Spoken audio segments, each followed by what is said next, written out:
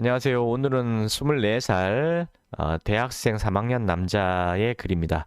아버지가 술주정을 많이 하시는 분인 것 같아요. 한번 읽어볼까요? 아버지께서는 평소에는 가족들한테 말도 안 하시고 자기가 필요할 때만 부르십니다. 이 내용은 뭔 얘기냐면은 알코올 중독 환자들은 술 기운이 떨어지게 되면요. 아주 극단적으로 우울한 상태로 빠지게 됩니다. 그리고 술 때문에 괴롭기도 하고요, 몸이. 그러니까 말도 잘 안 하고 맨날 무표정한 상태로 뭐 들어 누워 있거나 아니면 아무것도 안 하려고 하는 그런 상태가 되죠. 무기력한 상태라고 표현하면 됩니다. 근데 이제 자기가 너무 아쉽고 불편할 때, 그럴 때만 이제 부르는 거죠. 그리고 이것저것 시키는 겁니다. 자, 술만 드시고 오면 저나 누나, 어머니한테 계속 잔소리를 합니다. 자, 술이 들어가게 되면 그때부터는 다른 인간으로 변하거든요. 오히려 이제 흥분 상태에서 남을 원망하고 잔소리하고 분노를 표출하는 그런 상태로 변합니다. 그래서 알코올 중독 중증 환자는 지킬 박사와 하이드, 늑대 인간, 좀비에 비유할 수 있는 겁니다. 그리고 다음 걸 읽어보면 물론 저희를 걱정하시는 말씀도 있겠지만 말씀하시는 것에서 10에 7, 8은 자기가 속에 담고 있는 이야기를 하시고 그것 때문에 저희가 스트레스 받습니다. 이건 뭔 얘기냐면은 가스라이팅을 얘기하는 거예요. 가스라이팅이 뭐냐면은 마치 내가 너를 무척 아끼고 너를 사랑하고 너를 위해서 해주는 말이야 라면서 어떤 조언을 하는 것처럼 충고를 하는 것처럼 이야기합니다.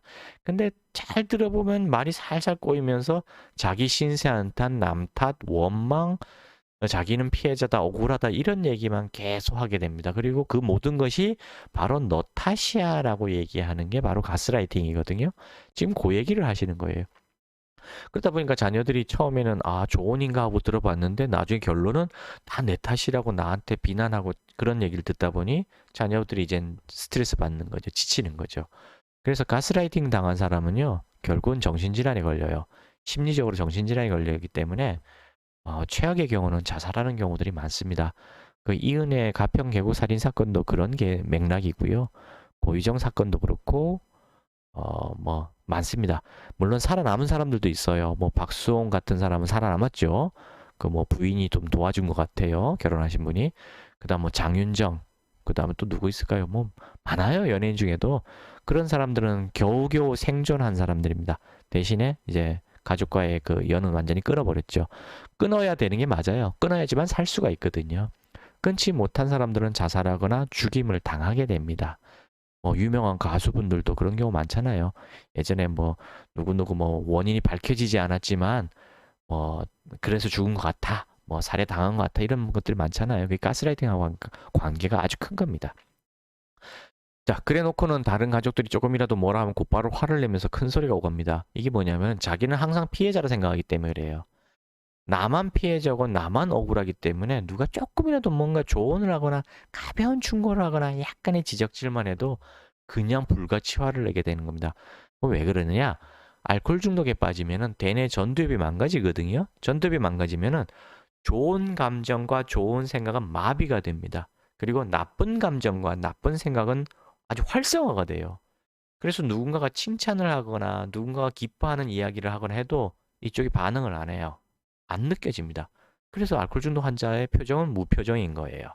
근데 지나가다 누가 살짝 쳐다만 봐도 아니면 지나가다가 어깨에 살짝 부딪혀도 아니면 누군가 가족이 약간만 좀 술 그만 먹으라 잔소리하면 이 나쁜 감정과 나쁜 생각이 폭발을 해버려요. 그래서 막 소리 지르고 욕을 하고 덤비고 뭐 심지어 흉기까지 난동하는 그런 일이 벌어지는 겁니다. 지금 모든 알코올 환자들은 다 똑같은 거예요. 이 뇌 상태가.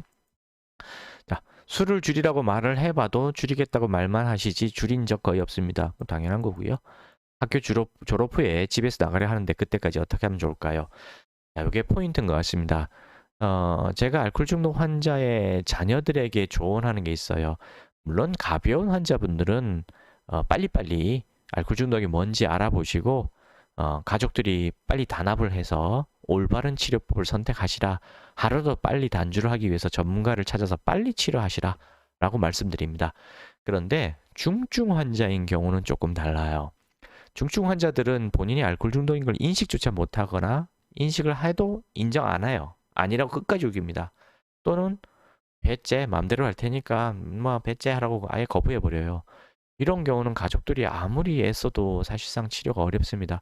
시작 자체를 할 수가 없기 때문에 어려운 거예요. 불치병이라서가 아니라 치료약이 없어서가 아니라 치료를 시작을 하기가 어렵기 때문입니다. 뭐 혹시나 시작한다 하더라도 뭐 며칠 하다 말아버리죠.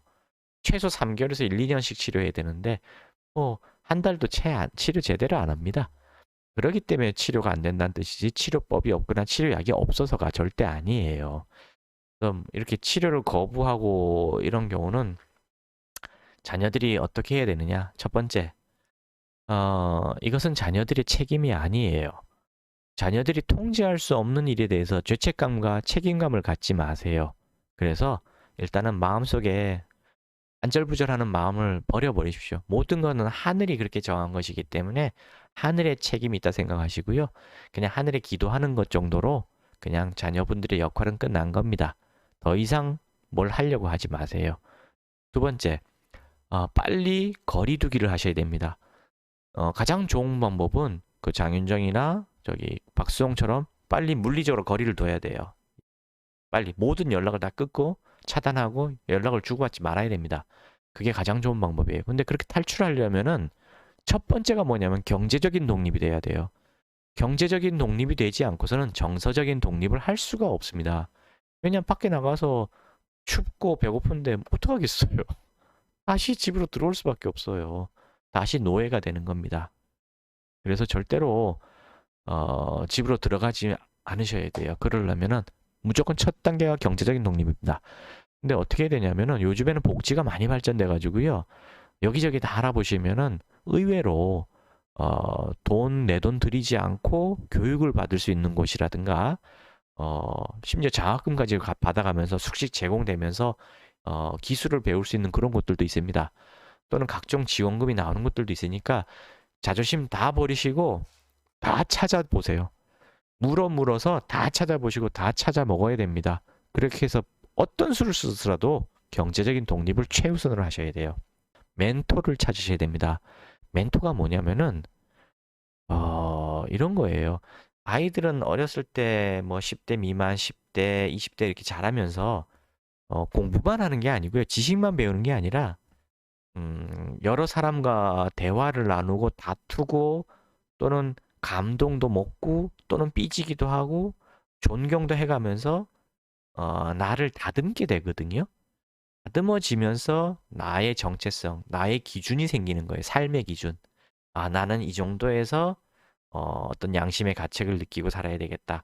이 정도의 도덕성, 이 정도의 욕심은 괜찮아. 어떤 그런 기준을 갖추게 되는데 알코올 중독 환자 자녀분들은 그런 기준을 갖추면서 살기가 어려워요.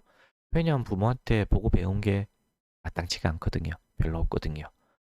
그리고 가족이 항상 불안한 상태에 살았기 때문에 어떤 것이 훌륭하고 어떤 것이 내가 살아갈 때 될 방향인지에 대해서 잘 알기가 어렵습니다. 요즘 뭐 학교 선생님들이 그런 거 관심 있나요? 가르치지도 않잖아요. 그래서 실제로 정서적인 뿌리가 완전히 없어집니다. 뿌리가 없다는 얘기는 텅 비어 있다는 얘기예요. 내면이. 자존감이 완전히 없다는 뜻이죠.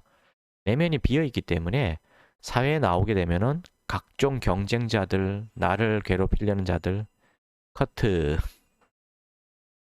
사회에 나오게 되면은 나의 경쟁자들 또는 내 상사가 나한테 잔소리도 할 것이고 과한 비난도 할 것이고 또 뭐 있을까요? 뭐 하다 보면 잘 안 되는 일도 있을 거고 여자친구와 다툴 수도 있고 하여간 다양한 스트레스를 받게 되는데 이 내면이 차 있지 않은 사람, 나의 삶의 가치관과 기준이 명확하지 않은 사람들은 너무 심하게 흔들리게 됩니다.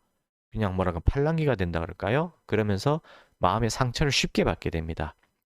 이런 분들이 가지게 되는 질병이 바로 불면증, 우울증, 그 다음에 뭐 있을까요? 뭐 그런 것들이에요.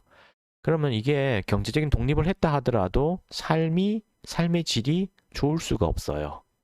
어떤 일이 벌어지게 되냐면 첫 번째, 이젠 성인이잖아요. 성인이 돼서 혼자 생활하고 있으면은 이렇게 불안하고 우울하고 외로운 상황에 있는 사람만을 타겟으로 노리는 그런 사람들이 접근을 하게 됩니다. 누구냐면 바로 나르시스트라는 사람들이에요. 나르시스트, 자기애사 인격장애 또는 또 다른 알코올 중독자들 또는 사기꾼들 이런 사람들이 옆에 다가와요. 그러면서 상처받은 당신을 입으로 살살살살살 달래고 유혹을 합니다. 그럼 이성이 다가와서 유혹을 하게 되면요. 정말 쉽게 넘어갑니다.